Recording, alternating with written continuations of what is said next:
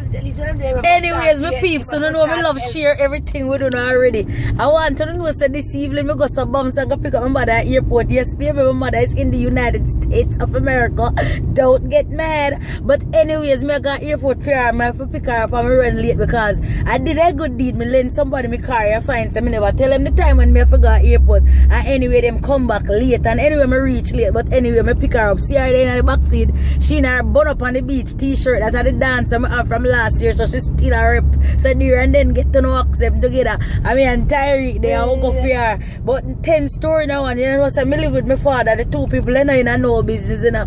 And my father knows say my mother come. So when me hear from the show this one me get up me seeing season up meat and left. Me say what I want this from when for what here. Even no cook.